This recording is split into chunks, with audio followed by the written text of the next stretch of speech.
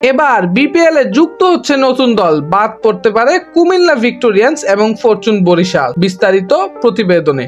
দর্শক, Bangladesh premier league BPL এর আগামী আসরে যুক্ত হতে পারে নতুন দুটি দল, তবে বাড়বে না দলের সংখ্যা।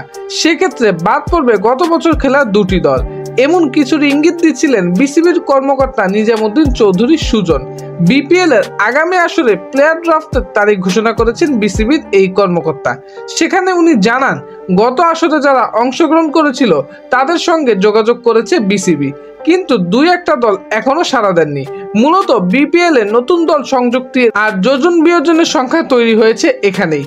জানা গেছে, সাড়া না দেওয়া দল দুটি কুমিল্লা ভিক্টোরিয়ান্স এবং ফরচুন বরিশাল। গত আসর শেষে কুমিল্লা ভিক্টোরিয়ান্সের মালিক নাফিসা কামাল হুমকি দিয়ে রেখেছিলেন, বলেছিলেন বিসিবি যদি ফ্র্যাঞ্চাইজিদের সাথে লাভ্যাংশ ভাগাভাগি না করে তাহলে আর ফ্র্যাঞ্চাইজি নেবে না তিনি। কিন্তু আপাতত বরিশালের বিষয়ে তেমন কিছু বলা যাচ্ছে না। এখন শেষ পর্যন্ত যদি তারা দল না নেয় তাহলে নতুন দুটি ফ্র্যাঞ্চাইজি নেবে বিসিবি। এখন প্রশ্ন রয়েই যাচ্ছে, কোন দুটি দল নেবে বিসিবি?